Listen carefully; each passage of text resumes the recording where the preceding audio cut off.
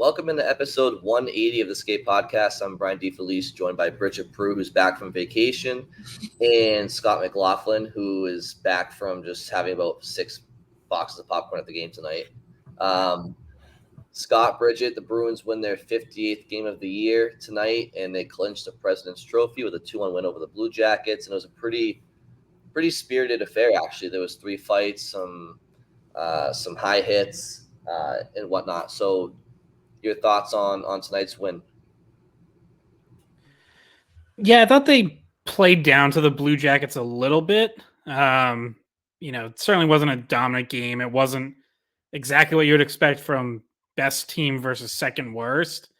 But I also never really even when they're down 1-0, even when it was tied, I never really felt like they were in danger of losing. It still felt like they were in enough control that they're gonna find a way to pull it out. Had Columbus scored a late winner, I would have been like, well, that was pretty surprising. It felt like eventually the Bruins were gonna win and end up taking till overtime. But yeah, I mean, 5-on-5, I think they're clearly the better team. The fights, I think, did help get them going. Game had been pretty flat before that. So, Lauko goes first and has, pretty good fight with Billy Sweezy, a local kid, playing in front of friends and family.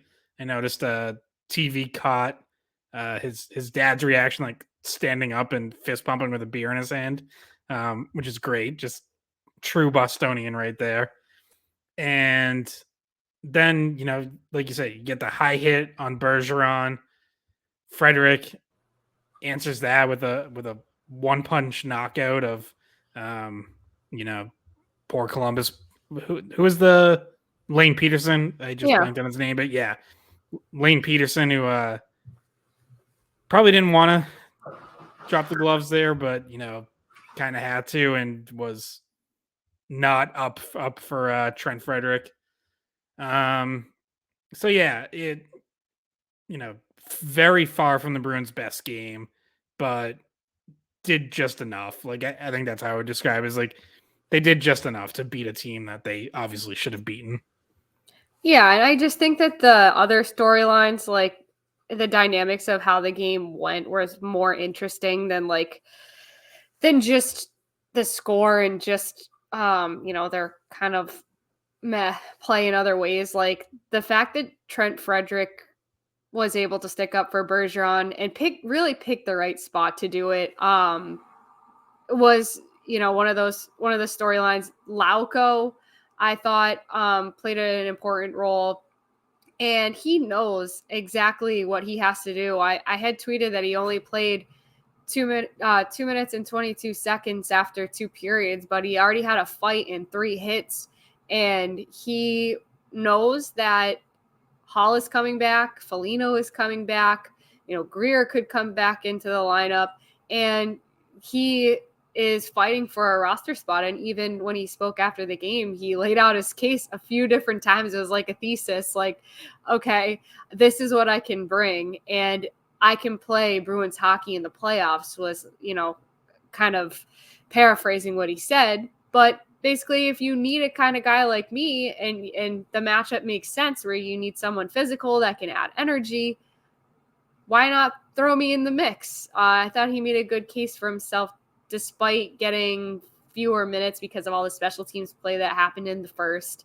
And you just see him able to impact the game in a way that other guys to that point had yet to do. Yeah, he has a knack for getting under opponent's skin, which is not something that every player can do. Even when players try to, they're not always natural at it, and he seems to be that for them. And when he got in this fight, Nick Foligno was in the booth with Jack Edwards and Andy Brickley, and I don't know if you guys caught this being at the game, but Foligno was very happy when he saw Lauko drop the gloves, and he called him his nephew, and I think Lauko called him his uncle in the post game as well. I don't know the dynamic or backstory, but earlier this season, Lauko was the first one who revealed that younger guys were calling him Uncle Nick. So, and Yeah. he might have even been the one who like originated that. But yeah, so that's gone back for a while.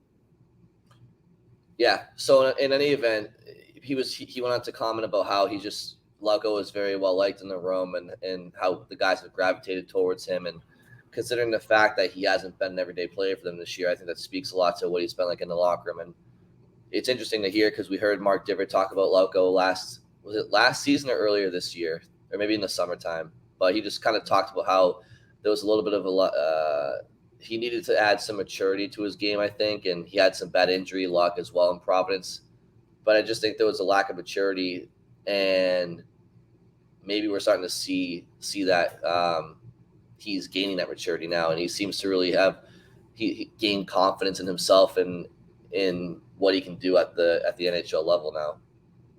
Yeah, I think last year was just extremely tough for him in general. Like, just nothing went right, and all kind of seemed to snowball on him. He, before the season when he made the team out of camp, like he talked about how he basically lost all his confidence, like just didn't feel like himself last year, and really needed just like a total reset over the summer. He went home, he trained differently, he talked to different people because like at one point, you know, going home and like playing in Europe was on the table. Like things had gone so poorly last year.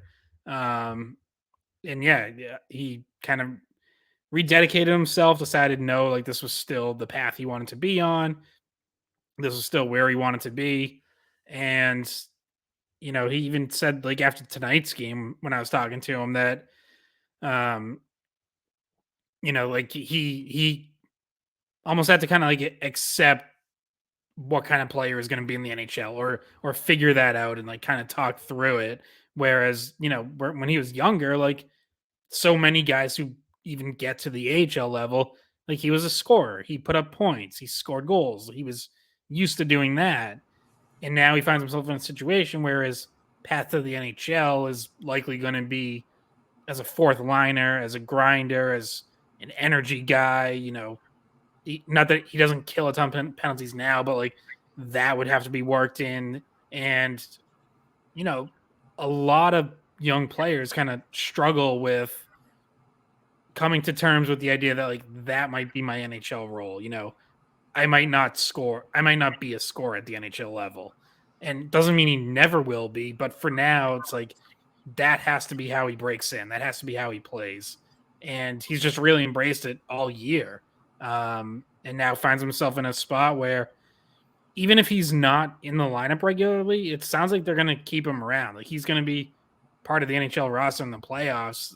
Montgomery said as much the other day. He was asked, do you see him sticking around or could he go down to Providence and be part of their playoff run?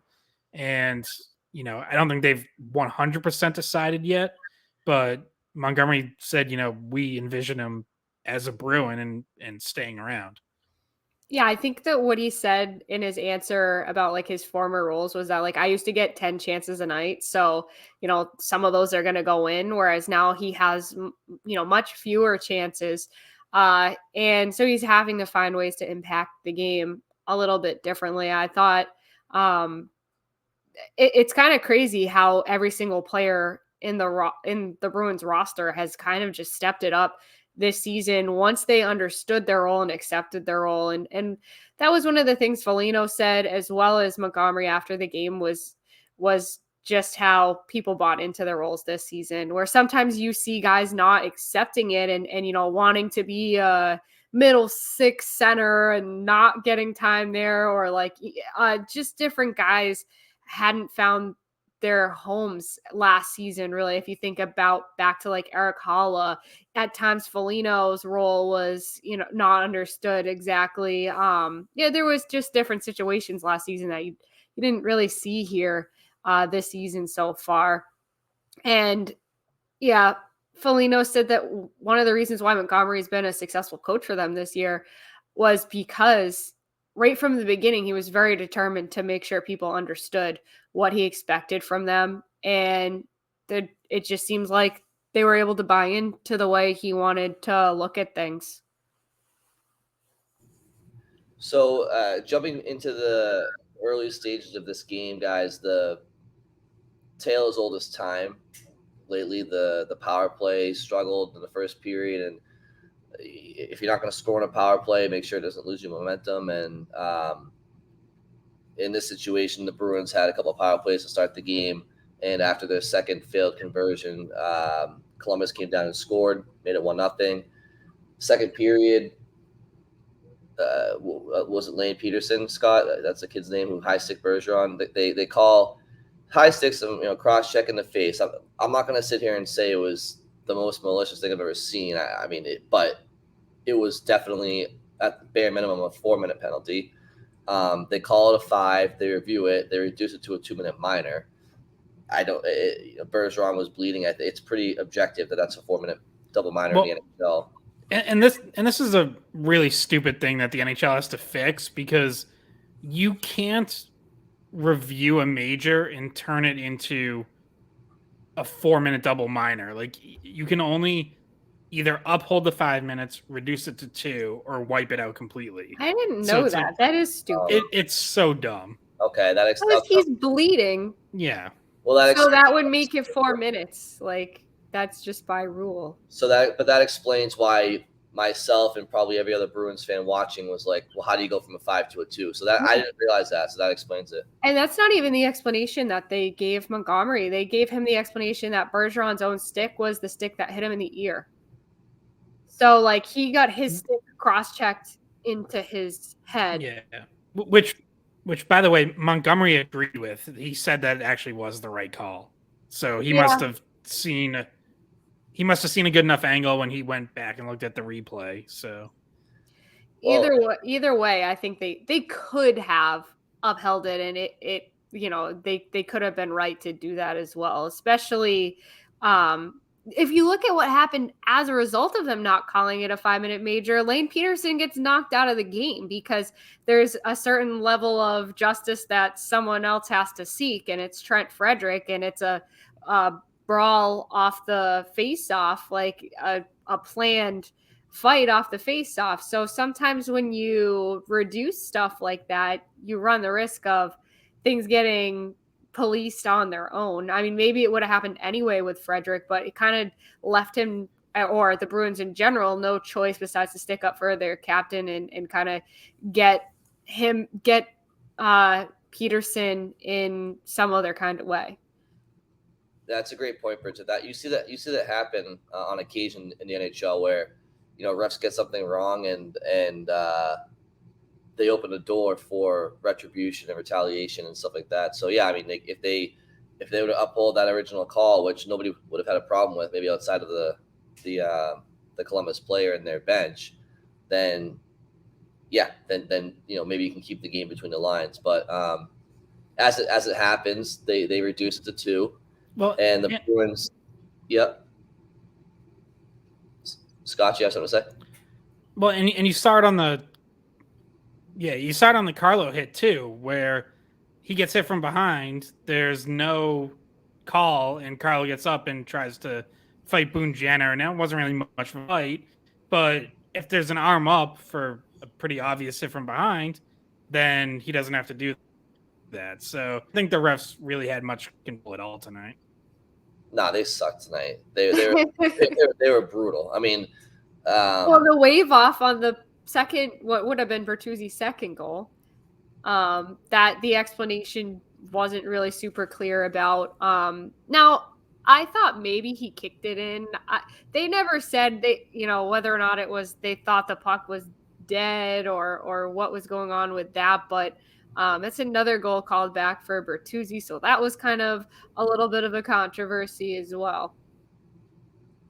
Well, the good news is he got a goal before that, his first goal, which was on that original power play we were talking about. So that unit was McAvoy, Bertuzzi, Pasternak, Krejci, and Pavel Zacha. Now, I thought they looked pretty good, guys, for a lot of stretches that they've been together as a unit. I still think that entries were an issue at times for both units out there. But what did you guys make of that unit, and then the unit of Orlov, Lindholm, Marchand, Bergeron, and DeBrusque.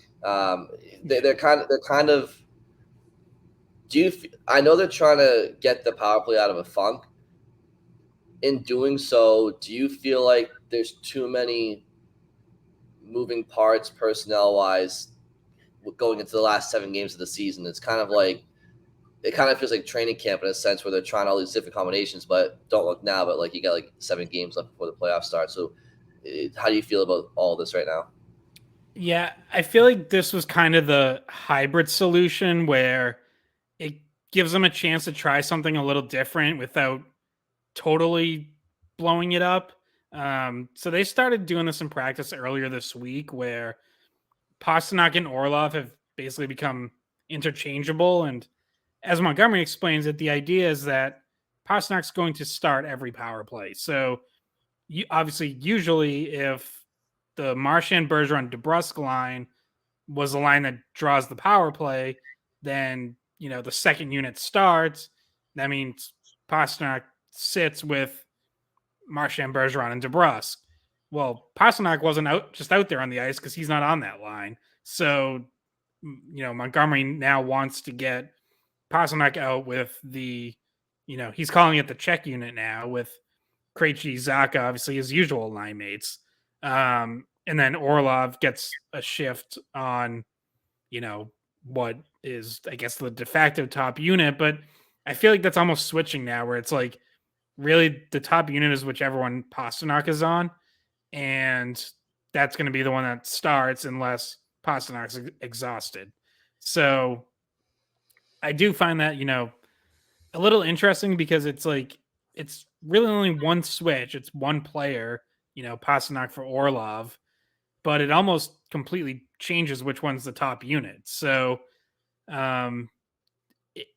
it can work, like it can be beneficial because that whole top unit has really been struggling for a while now. So, you can kind of do this where it's like you're not telling those guys, hey, we're demoting you to the second unit, but at times it in practice might that might be what happens is that Bergeron, Marchand, DeBrusque, Lindholm unit ends up being like the second unit. Like they might be the ones who only get 45 seconds on a 2-minute power play or something, which I don't think is the worst thing in the world because there have definitely been stretches where that second unit has looked better. So and they're the ones who scored tonight.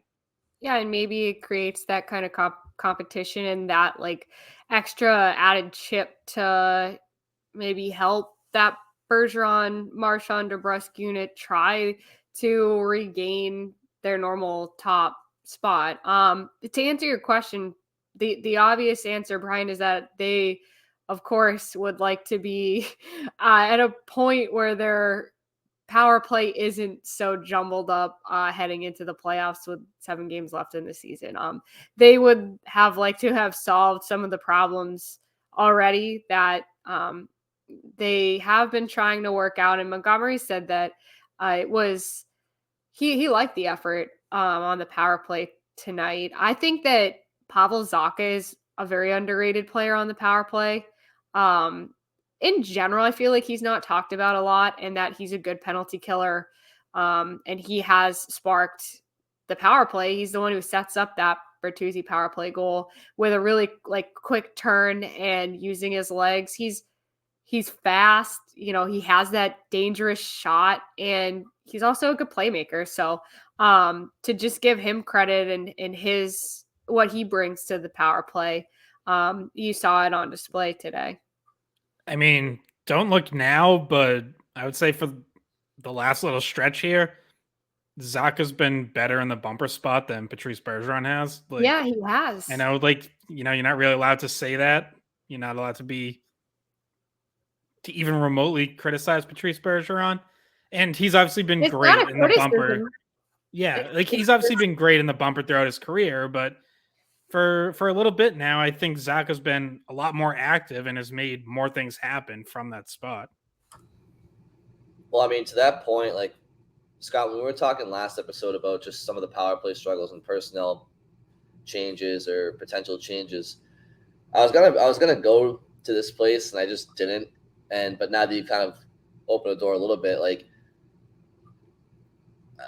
there's no doubt in my mind that Bergeron and Marchand are two of the best players on the team, obviously. But I guess my question to you guys is like, this team is incredibly deep, and it's not an insult to anybody to ask the question like right now as it stands, is Marchand and Bergeron like have they done enough in the last third of the season, Scott, on the power play to warrant that they are the obvious first guys over the boards when a power play starts? Like could they be on a second unit? Like I don't know. I just watch, and I know there's probably people, ripping their headphones out of their ears right now listening to this, but you gotta ask yourself the question, like, because what you just talked about with Zacha and the bumper is true. I also feel like Zacha's been better on zone entries than most power play forwards have been for quite some time.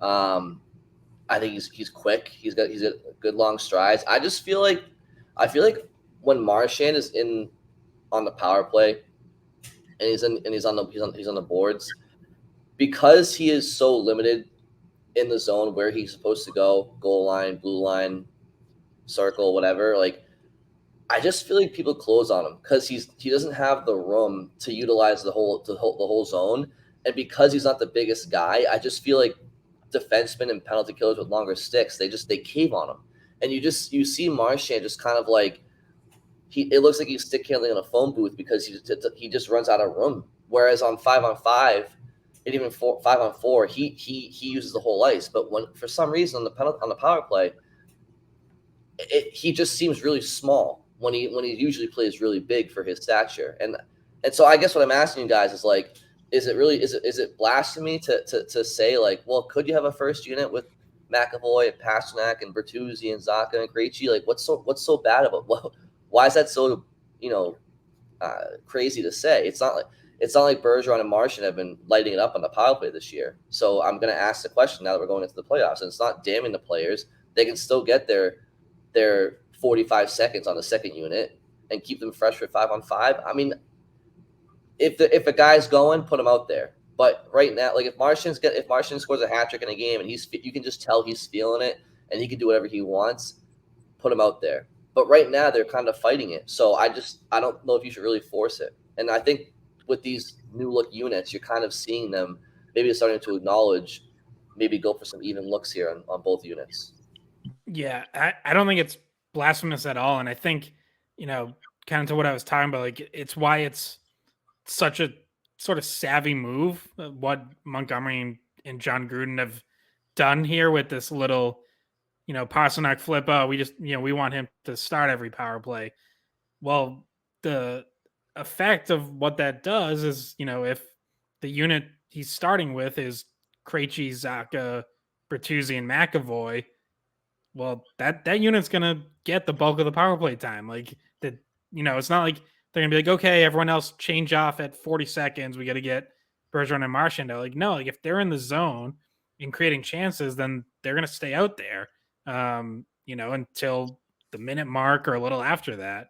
So I think, this is sort of a way to give that unit some looks as a potential top unit without directly telling Bergeron Marchand or announcing to the public that they've been demoted to the second unit.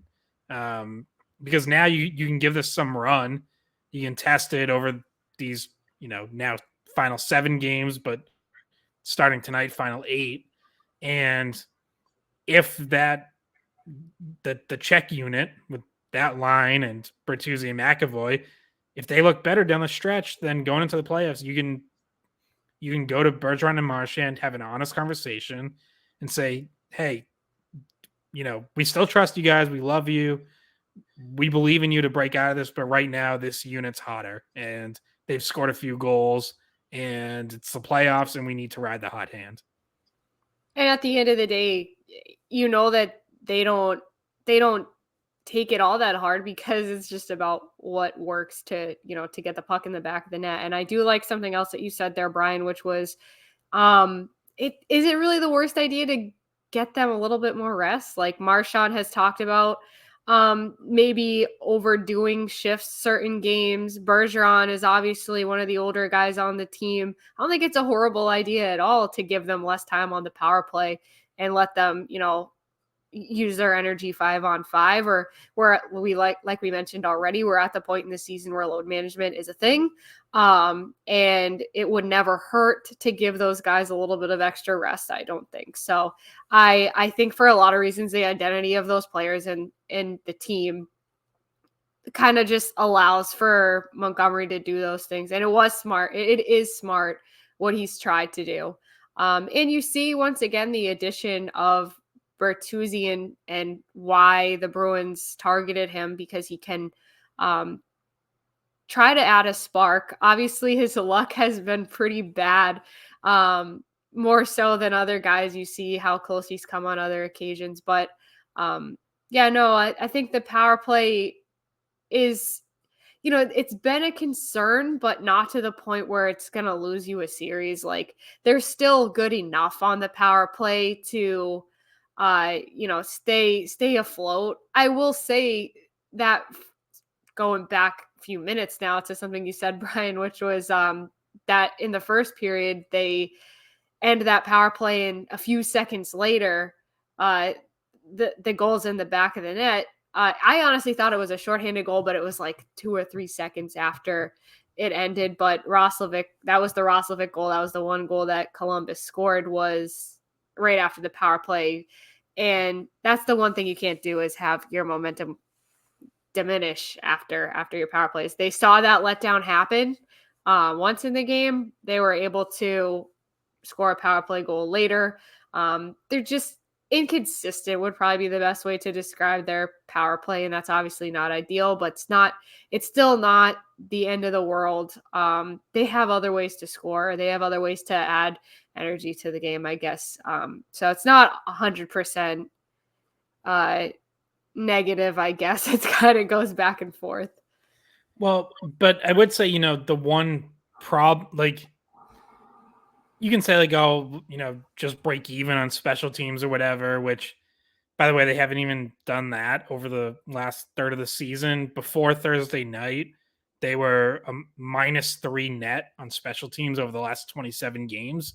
And that was with their penalty kills still remaining very good. But the other problem with not scoring on the power play, and I feel like we've seen this a little bit more recently, either intentionally or, I don't know, maybe subconsciously or something, but if you can't score on the power play, teams are going to be more physical with you and aren't going to be aren't going to be as worried about crossing the line and taking a penalty, because they know, like, yeah, well, Bruins don't score on the power play, so whatever, we'll kill the 2 minutes. And but I feel like their power play has such high potential, you still wouldn't want to fuck with that. I don't know. I mean, second worst power play over the last 2 months in the league. Like, I don't really think they're scaring too many teams right now. Not the way they've been playing. They're cold, but they still have so much talent out there on the power play that have been able to do it in the past. Like, Marchand and Bergeron are guys that could wake up on the power play at any given time. So I don't think you want to take a penalty against the Bruins just because you think, they're kind of in a slump. I don't think it's going to last forever that Bergeron and Marchand can't find a way to click. Even DeBrusk too. DeBrusk has been a really good power play guy in the past as well. I think I wouldn't want to mess around with it either. I understand what you're saying. It's less of a risk when you see them not being able to put you away on the power play. Discipline maybe isn't as much of an emphasis, but I just feel like they're quiet right now, but you don't want to mess with it.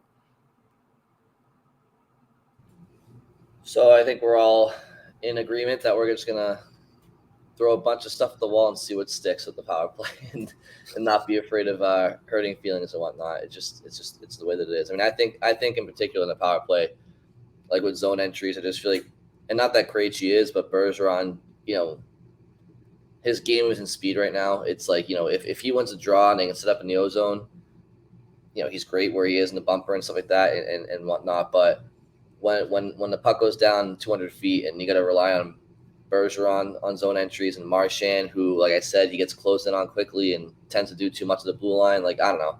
I just feel like these guys, it's just, I'm not saying not to give them power play time. Obviously, get them out in the PP. And if there's an extra attacker, they're on the ice every time. I'm just saying maybe look for something different here. It hasn't been working. And, they're Hall of Fame Bruins. They always will be. They're going to continue to be that this year. But right now, I think they just need a little bit more speed, a little bit more decision making and conviction in some of the plays out there. Like Bertuzzi, he's making passes with confidence. He was part of a pretty good power play in Detroit with Larkin and Mort Seider and Mason Raymond, and they kind of had some confidence over there. And Zaka's playing with confidence, and I don't know. I just feel like Bergeron, Marchand, and Pasternak on the power play. I feel like they've been together so long on that unit. I feel like opponents are figuring them out. I feel like the players themselves are a little complacent knowing who they're out there with. I just feel like a little mixing the bag up might be good for everybody.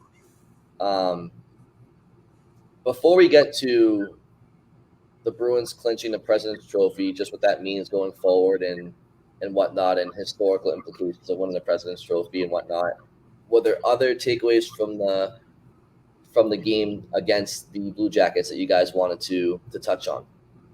Well, I feel like we haven't really touched on the defensemen at all. And obviously some defensive rotation as well. Of course, like out of the lineup, Zboril, Clifton was a pair that didn't get all that much ice time. They're not a pair that gets a lot of special teams time.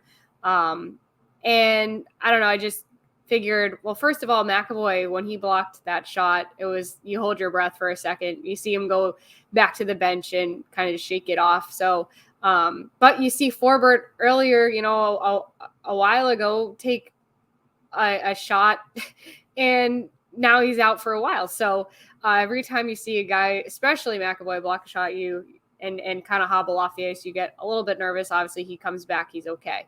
But other than that, maybe just thoughts on the Zboril Clifton pair and where the Bruins are at with their rotation.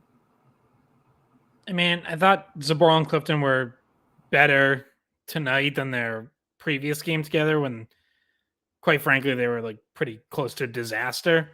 But they're facing Columbus, so they should look better. So, I don't think it's a pairing you'd really want to have to use in the playoffs, but for now, yeah, you want to give them at least a few games together and see what they can do, because it might have to be an option at some point. Like as of right now, Zboril, it seems, is still their eighth defenseman, right? They haven't called up a Mike Riley or anyone from Providence. They haven't signed Mason Lohrei yet. I kind of thought that would have already been done. So, we'll see if it maybe gets done Friday or sometime in the next couple days. But yeah, so, Zboril has to play, and you have to put him in spots where he might actually play in the playoffs, right? Like, you're not going to throw him out there on a pairing with like Charlie McAvoy. Like they're never going to play together in playoffs. So it has to be with someone like Clifton. So yeah, I thought, at least Thursday night was at least a step forward from where they had been. And, we'll probably see them have a few more games together down over these last 2 weeks or whatever. I mean, they still weren't great. And I did notice Zboril did take a shift, at least one shift with Carlo at one point. I don't know if that was just to kind of get McAvoy a little bit more rest. I think it happened some point right after the block shot that I was talking about. But Brian, your impressions of that Zboril Clifton pair? Well, I just don't think very highly of Zboril's game. Haven't really for some time. I think he's okay at best, but I think he's, in my eyes, nothing more than just a depth defenseman for this team. Could he be a number 6 somewhere else, like Arizona? Sure. But in Boston, I just don't really see it with him. Don't forget, he was drafted 8 years ago now. So, and he obviously fell further down the depth chart when Orlov was outed. Yeah, exactly. I'm more so, I'm more so curious about a defenseman that, to my knowledge, is still isn't a pro, because I think because Scott and I were talking about Mason Lohrei after Ohio State season ended, and just the possibility of potentially him surpassing Zaboral in the depth chart this year, because I don't think it would take much for that to happen necessarily. But the biggest thing that would have to happen is him being signed, which, again, to my knowledge, has not happened. So I'm curious if, not to bypass the defensive work done in this game, I guess before we go to Laura, one of my takeaways from the Bruins defense tonight, I was happy to see Brandon Carlo set up for himself. I just feel like Brandon Carlo has really stepped up in a leadership role. He seems more confident in his abilities. Last season there was some tough sledding for him at times, and he just seemed like he was really battling confidence, and he wasn't playing to the ceiling that he had previously set for himself in years prior. And I feel like this year he's just really he's like the prototypical just young veteran out there. Very confident in his abilities, very, very confident in his role on the team as a leader on and off the ice. And I just wanted to comment on that because he got boarded by Jenner, and you guys talked about that earlier. But I enjoyed seeing him do that, and he's really embraced his role as a shutdown defender and trying to be a really difficult guy to play against on the penalty kill. So I wanted to comment on that. But outside of that, I didn't really have too many comments on the Zaboral-Clifton pairing, just because I don't really think it's anything to look forward to unless somebody were to get hurt. And if that's the case, then hopefully Zaboral just doesn't screw up too badly out there. Yeah, I mean, the Lohrei angle, like, it's interesting. Like I said, I kind of thought it would have happened by now. They still have an open spot on, so you're allowed to have like 50 contracts that can, for players that like could play in the NHL. And right now the Bruins have 49, so they still have an open spot. They signed Trevor Kuntar out of BC to a deal where his entry level contract won't kick in until next year. So he's not playing NHL games this year. He'll go to Providence, and he does not use up that last contract spot. So they still have it open, and it would seem like Lohrei is the most obvious choice to take it. Another option would be like signing one of the top college free agents, someone who, they think could potentially play NHL games this year, like they did with Mark McLaughlin last year, right? They signed him, got him a few NHL games before the playoffs. But I think the guy that they might have done that with just signed with Vancouver, and that's Jason Polin, who was the NCAA's leading goal scorer this year for Western Michigan. He's off the board, so there's a couple defensemen that I think could interest them, but probably not anyone that would play in the NHL this year at this point. So it seems like that spot is Lohrei's if he signs, and that they're obviously now we're down to 7 games left. So it's like, if you were going to give him any NHL games, it's got to happen quickly. And, or they could be looking at it and say, you know what, if they sign Lohrei, he's just going to play in the AHL. He's going to be part of their playoff run. And, the next guy called up would be, a Mike Riley or a Jack Ashan, someone who already has some NHL experience that they know better. And, maybe they don't think like Lohrei's quite ready for that test or to push for that kind of spot on the organizational depth chart just yet. And my thought is that he has a say in it as well. Like, some kids want to try it another year in college. So, that maybe it's him, maybe he's waiting on making a decision. That's, something that's a possibility. Now, do I think that's the most likely reason? No. Because if your team's like, hey, we want you right now, first of all, you burn a year of your rookie contract, which helps you financially in the longer term. And you get to start your NHL career. You get paid. You're not getting paid in college. So, he has much more motivation to want to sign. It's an interesting thing to think about, his season over at Ohio State. So I guess it comes down to whether the Bruins think they need him right away, and then potentially whether or not he is holding out for whatever reason. Some guys, you really do want to win with their college team if they think they can. But you do see a lot of guys sign early, like Trevor Kuntar. So we'll have to wait and see how that plays out. Just to finish off the game that was tonight, David Pastrnak scored in overtime, 53rd goal of the year. Great pass from Lindholm in transition in the neutral zone, caught Pastrnak with speed. He came down, forehand, backhand, forehand, backhand for the finish. And his 53rd goal of the year, so now he's 2 away from being the first 55 goal scorer since Kim Neely about 3 years ago. And in doing so, propelled the Bruins to, as we mentioned up the top, President's Trophy win this year, 58 wins.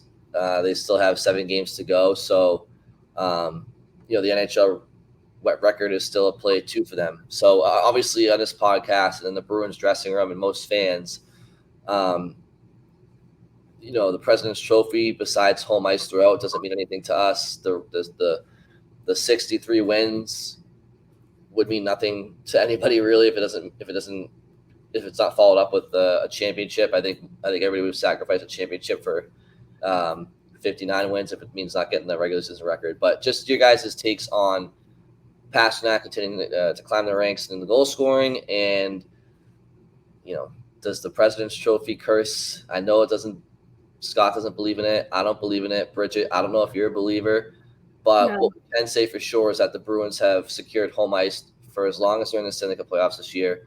And right now they'd be playing the Penguins, although they're only a point ahead of the Panthers with 1 game in hand on Florida, I believe. So the Bruins' opponent in round 1 is very much up in the air still.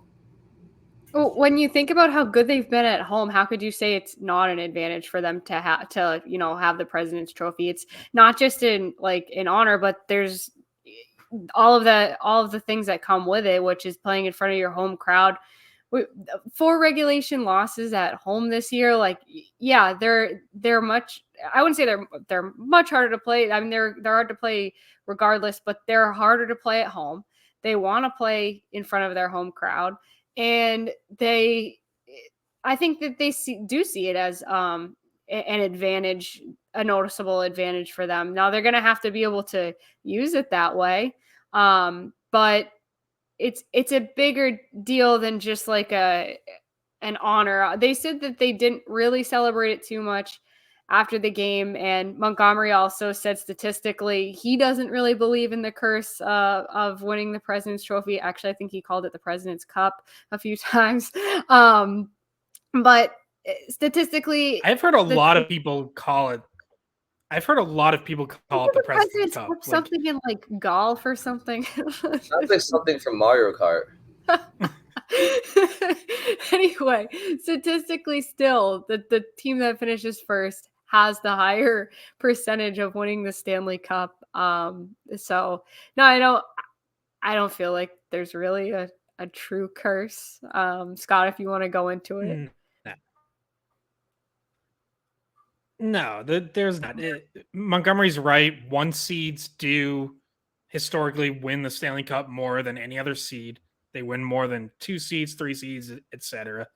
And before this, so it's been 10 years since a President's Trophy winner has won the cup. That was the 2013 Blackhawks, who did it in a lockout shortened year and beat the Bruins in the cup final. Before this stretch of 10 years without it happening, the President's Trophy winner had won the Stanley Cup in 8 of the previous 26 seasons. So a little over a third of the time. I mean, that's a pretty good ratio. So, did something suddenly flip where right after the Blackhawks won, it got cursed. No, like it's and Jim Montgomery. By the way, like Montgomery was asked, will you look at what some of the recent President's Trophy winners and like look at what went wrong, and he said like yeah they will, but then as he said he doesn't really believe in the curse, but still they will look at some of those lessons. And obviously like the one people will go to the most will be the 2018-19 Lightning. And hey, who was on the team that beat them? Nick Foligno. So he can probably offer like some pretty solid insight into what that Lightning team was missing. So yeah, I don't think it's an issue. Yes, you obviously want home ice, especially if you're talking about a potential conference final against the Hurricanes. Like, saw how important home ice was in that series last year. I Yes, feel like it could have made the difference in last year. Like home ice would have probably made the difference in that series. Yeah, definitely could have. And like obviously a new year, new teams, but nonetheless, like that's a series where you're going to want to have home ice if it gets to that. Yeah, and Allmark has played so well at home. Like I don't know, it just feels like the Bruins have had such a unique season as well that they wouldn't really fall under that cursed category. They have outperformed teams in the conference by a wider margin than past President's Trophy winners. It just seems like it's hard to compare this team to some of the other teams in the past. They're a bit different. They're doing things teams haven't done. So I mean, we just listed like 20 reasons why we don't think that that's a thing. Yeah, I mean, President's Trophy or not, this Bruins team to me is just, they're just so deep at every position. They're very talented. It's there's no curse. I mean, as Scott pointed out, I mean, were people talking about there being a curse back in the late 90s, early 2000s when it was the Avalanche and the Devils and the Red Wings seemingly winning it every year? And no, it's not an issue for me. But, what I did mention though about not knowing who their wild card opponent is going to be, that is of interest to me because I think that there are much different possible rounds to be had depending on who you're playing. Like I think I just feel like if you're playing the Panthers, it might be a little bit more physical than if you play Pittsburgh. I feel like Pittsburgh I don't think either team is great defensively, but I do think that, and actually, the Panthers, they got reamed out by their head coach Paul Maurice, and if you are good at lip reading, he said something along the lines of, and I'm being PG-13 here because it was a lot more that he said, but basically said they were playing like a bunch of bitches. And you still just you didn't really censor it that much. What's that? What? You didn't censor it that much. You like knocked it from like a swear to a lesser swear. No, I certainly kept a lot out. Believe me. I can promise you a lot more was said than that on the bench. But my point is, Keith Tkachuk, who has 2 kids in the league, he came out on TSN, I believe, in Canada, and he publicly criticized the softness of the Panthers. Their coach went viral for questioning their work ethic and their engagement level. And I think that's honestly kind of a dangerous thing when you're talking about a team that has talent, and there is some pride in that team with some certain players. And I just feel like, I don't know, I feel like they'd get up for a first round matchup against Boston and try to play the role of the underdog, and everybody counted us out and stuff like that. Whereas Pittsburgh, I just feel like they're over their day is done. Like I don't think they're great defensively. I think they're older in certain areas. I don't think they're very tough to play against. I know they have Crosby and Malkin. And then, beneath those 2 teams is I think the Senators maybe. But I guess my point is there's some unknowns as to who the Bruins are playing in the first round, regardless of the Bruins positioning. I don't think anybody is fearful that the Bruins would lose that first round. I'm just saying, stylistically, we don't really know what that first round is going to look like for Boston just yet. Yeah, I've said a bunch of times and I still feel the same way. Like, to me, the only one that would concern me at all would be the Islanders, just because of Ilya Sorokin. But if they just stay in the 7th spot, then you don't get them.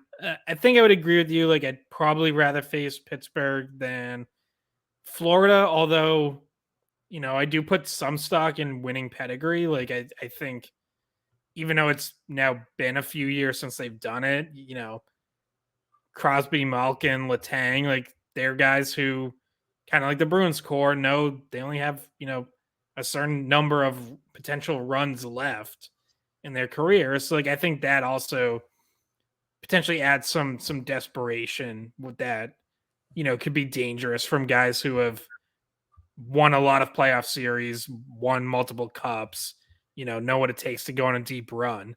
But yeah, the physical aspect of Florida, and specifically of Matthew Tkachuk and Ratko Gudas, like, those are two guys who can do some damage. At Tkachuk on the forecheck in the offensive zone, and Gudas defensively on your forwards. So yeah, like, that's probably wouldn't be pleasant, but even with Florida, getting like this call out and this wake up call and whatever, like, maybe that does light a fire in them, but I just don't think they're, a very good all around team. Like, I think that defense is gonna always be very questionable, and it ultimately wouldn't worry me, but it could be one of those series like Washington a couple of years ago where you come out of it, more banged up than you'd like. Yeah, it's kind of that war of attrition that we've talked about, and also those teams that can be more physical oftentimes do have more success in the playoffs than a team that has been getting by on pure skill. And I don't know, the playoffs just seem to favor certain matchups and certain teams. And yeah, I think that the Senators are right behind them, Brian, but I feel like it's an uphill battle for them to finish in that 8th spot. I also think it's interesting that with the playoff picture, a lot of the teams have clinched in the East, but just Vegas has clinched in the West so far, which just kind of tells you how they're more bunched up from top to bottom. And that's going to be a battle to the end out in the West, because Calgary's right there with Winnipeg and Nashville, and that is going to probably, that conference is going to have maybe more interesting games as we hit the final stretch here, because there's more to play for and it's something that several Bruins were asked after tonight's game, which is like, do you now have anything left to play for? Because your first place, is this when things kind of like, you just kind of start resting guys? And obviously their answer was that they don't want to have any let up at all. But when you really think of it, some of these teams in the East have less to play for now, that they kind of see their seeding, whereas in the West, it's a lot of different spots are up for grabs there. Yeah, it's the Wild West out there, as they say.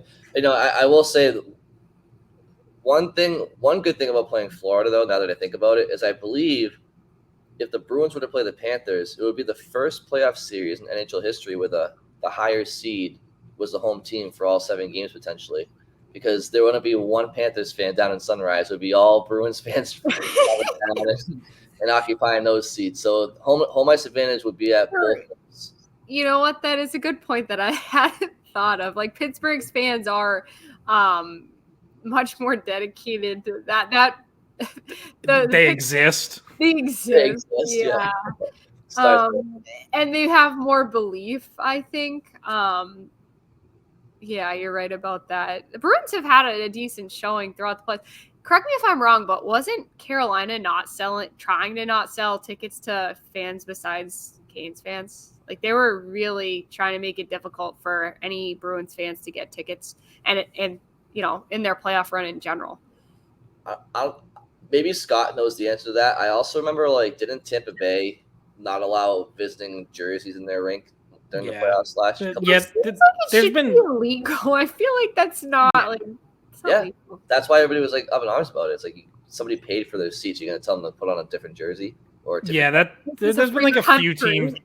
There's been a few teams that have done stuff like that now, or don't sell tickets to fans out of state or whatever, which seems desperate, and it seems like it seems kind of sad, honestly. I dislike it. I feel like Toronto maybe did that at some point. I don't know. It's just, to me, it seems like you need all the help you can get, which is kind of a bad message. As someone who used to live in North Carolina, I guess, if it were back then, I could have gotten tickets if I wanted to, but it's just so dumb. I dislike it. As someone who lived half the year in North Carolina and half the year here. Yeah, and not selling to fans out of state wouldn't even help the Panthers because there's already plenty of Bruins fans in Florida. So, since we're talking about potential first round opponents, obviously one's coming up on Saturday in Pittsburgh, and I do find it a little bit interesting that Montgomery picked now. He had mentioned he might do this where he starts. He said he would do it with both goalies, like start them back-to-back games at some point, just to sort of simulate, at least getting 2 starts in a row in the playoffs, which is, neither goalie has had 2 starts in a row for a while.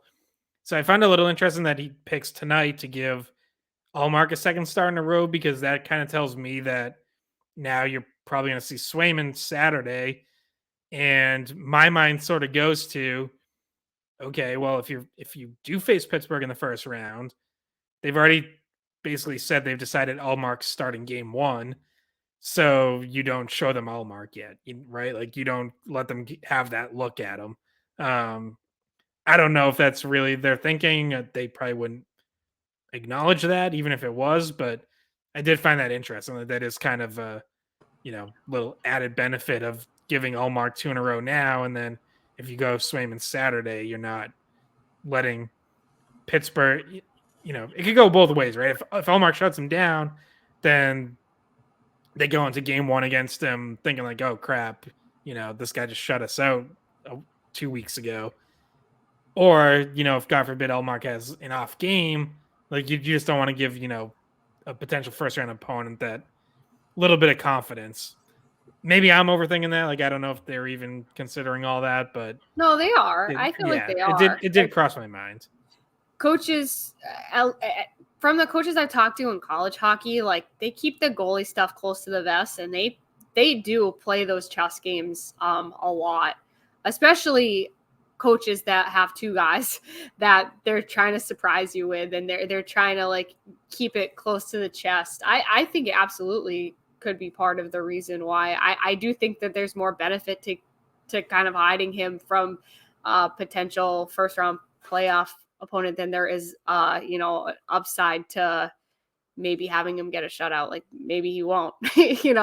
I like the move, honestly, if that's what they do. All right, guys. I think we're approaching an hour here. So if there's anything else you wanted to go over, now's the time. If not, we'll probably sign off for this episode. So do you guys have anything else to cover? Speak now or forever hold your peace. Scott, little fun fact, just to point out, so it was Red Sox Day. It was warmer at Fenway Park for the Winter Classic than it was for the Red Sox opening day. That sounds honestly not super surprising for New England. Yeah, that's New England. It was 60 degrees yesterday, and today it was like 30. So I don't know. And it's all worse than what I was dealing with this week in the Bahamas. So does spring even exist in New England anymore? I feel like it just goes from winter to summer. Like, what is March and April? If it's just, it goes from cold weather in January, February, maybe a little snow here and there, to just cold weather and damp rain for March and April. And then maybe in May you start to get out of it a little bit, but there's no real spring anymore. It's kind of a bummer because spring was my favorite season, but you're right. May is kind of like the short window of spring. I love May. I love June as well, but at least the clocks went ahead, so now we have more daylight. That's nice. But and May and June means playoff hockey, so hopefully, so that's also why it's a good time of year. I mean, hopefully the Celtics are still playing at that point in time. You got Red Sox, the weather's nicer, you can go. You got, potentially the Bruins making a run into June. So it's a good time of year. We're coming up on it, and that's why I don't feel so bad that I left the warm beach, I decided to come back for the rest of the season, and I'll try not to be dramatic about how much colder it is here after being in the nice weather. Yeah, Bridget, you left out BU in the Frozen Four, obviously. Oh yeah. Another. So, are you going to be really annoying if they win, or are you going to be more annoying Yes. if they lose? But like, will you be more annoying if they lose? No, I'll be more because honestly, like at this point, I'm root for whatever way makes you less annoying to deal with. I mean, Minnesota's definitely the favorite, so like I'm not gonna be too heartbroken if they lose. Yes, you are. It's no matter what, it's been a great first year for Jay Pandolfo as head coach. But yeah, if they win and they beat a loaded Minnesota and Michigan teams in the Frozen Four, like yeah, I will be very annoying about it. I thought about going. I thought about going down to Tampa for the Frozen Four. So, but it's just I already took my vacation, so it doesn't fall in a good time if you're a Bruins reporter. But yeah, I'm employed by Hockey East, so I think that means I'm contractually obligated to root for BU. Yeah, I mean Scott might not be annoying if BU loses, but he was outside the Hobie Baker voters headquarters today with a torch and pitchforks about not being a finalist. Yes, he was. Yeah, very stupid. And I don't think anyone really cares, but Matthew Nyes gets into the Hobie hat trick somehow, even though he's a forward who's outside the top 20 nationally in points per game. And Lane Hudson, a defenseman who is sixth, doesn't make it. And there are other options. Yeah, MVP of the Hockey East tournament. And this has been an issue with Hobie. Scott, you're breaking up. It's been an issue with Hobie voting for a while because like so many Hobie voters are out in Minnesota. So like if you play in Minnesota, you have like a built-in advantage. Yeah, I mean Minnesota's always had a bias with college hockey purists. Can you get a vote? Is there a way for Scott to get involved in this voting process? I should have one. Yeah, I want one too. All right. Well, I vote that we sign off for this episode and get some shut eye. It's getting a little late, and we thank you all for listening. And the Bruins next play this weekend, and we talked about it before. Another weekend back to back. They have the Penguins on Saturday, as Scott mentioned, and then on Sunday they have I just had Blues. it up. St. Louis. Okay, and that one's in St. Louis because the Blues were here earlier this year. So enjoy the Bruins this weekend. Enjoy, hopefully. Well, I think the weather's gonna be pretty crappy. So if there's nice weather where you are, enjoy it. And thanks for listening. We'll talk to you all very soon.